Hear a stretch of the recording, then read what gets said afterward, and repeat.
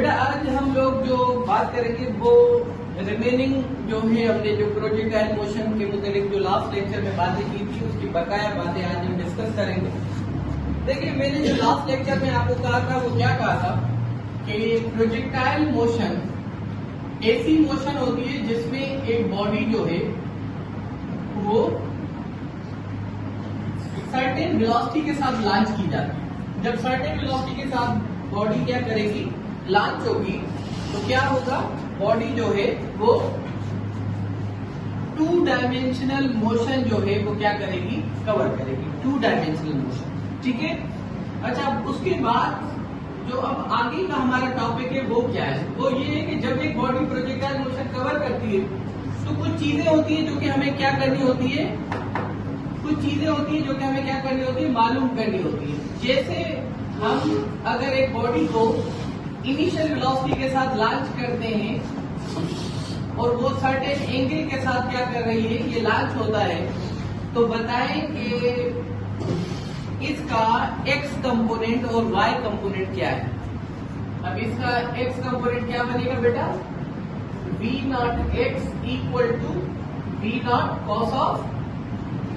बेटा इसका horizontal component क्या बनेगा, कोसाइन कंपोनेंट बनेगा, और इसका वर्टिकल कंपोनेंट क्या बनेगा, साइन।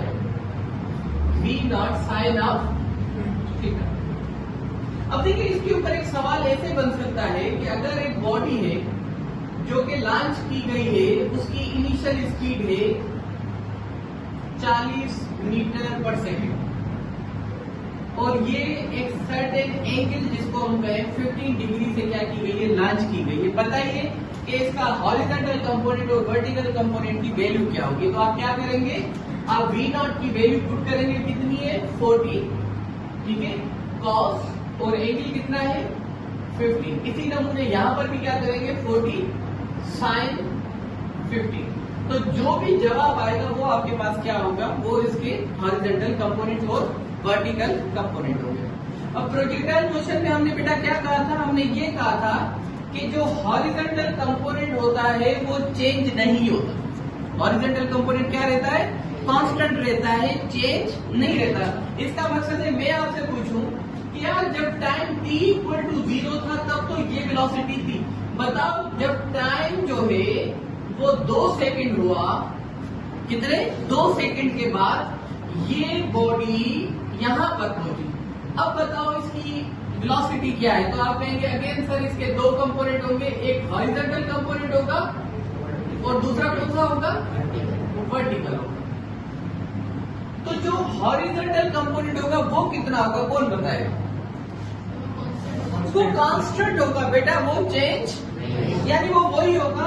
यानी मैं यहाँ पे लिख सकता हूँ कि जो फाइनल वेलोसिटी होगी, फाइनल वेलोसिटी होगी एक्स डायरेक्शन में, वो वही होगी जो कि कौन सी थी, इनिशियल वेलोसिटी, यानी इसमें कोई फर्क नहीं आएगा। या ये बात समझ में आ रही है।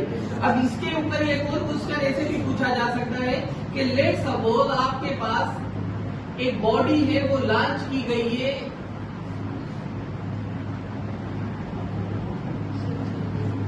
6i + 8j वेक्टर फॉर्म में, यानी इसके मैं यूनिट भी लिख देता हूं, मीटर पर सेकेंड। ठीक है।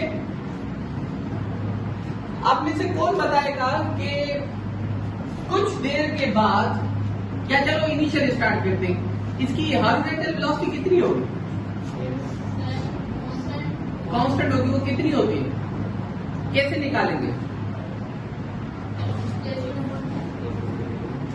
ये जो वैल्यू मिली हुई है ना, ये आपको क्या बता रही है,